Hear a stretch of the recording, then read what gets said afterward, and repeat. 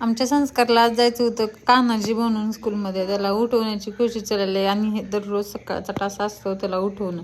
T V लावून मोठा आवाज करा, कार्टून लावा, उठ उठ म्हणा. त्याचं काही झोपतच नाही आणि असा हात ठेवणं त्याचं पूर्ण हेच आहे. दररोज रात्री झोपताना तसं हात ठेवून झोपतो त्यानं.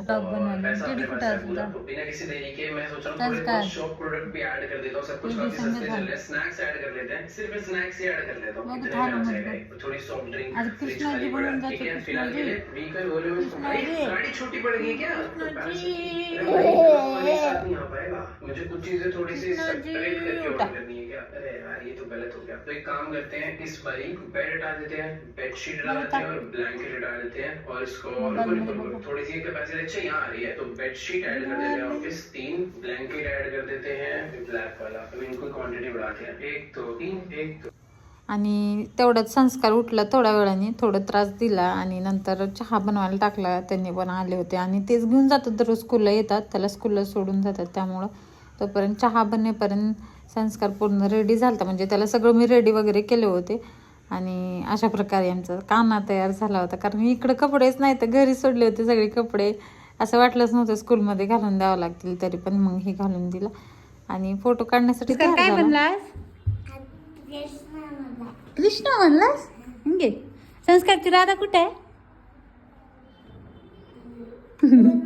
स्कूलमध्ये आहे. अयो कशी दिसते? नाव काय आहे राधाचं? राधाच आहे? हा. तुझ्या फ्रेंडचं नाव काय सांग? कपिल, हा. ओमकार, आणि ती लडकी वाली तिचं नाव काय झाले? उशीर व्हायला. शूज घातला अजून तू वाईट छान वाटते.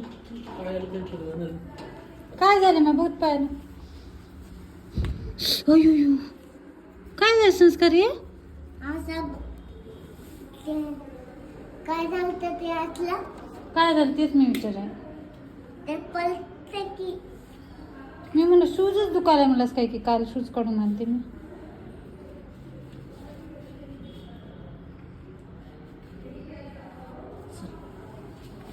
उशीर व्हायला तुला. बाय.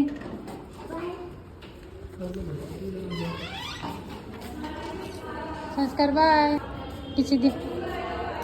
आणि अशा प्रकारे आमचा संस्कार निघाला. जाईपर्यंत 17-12 बाय आणि 17-12 किशी घेणं चालत असतो. कसा वाटला आमचा आजचा मिनी ब्लॉग नक्की सांगा. बाय बाय, भेटू द्या.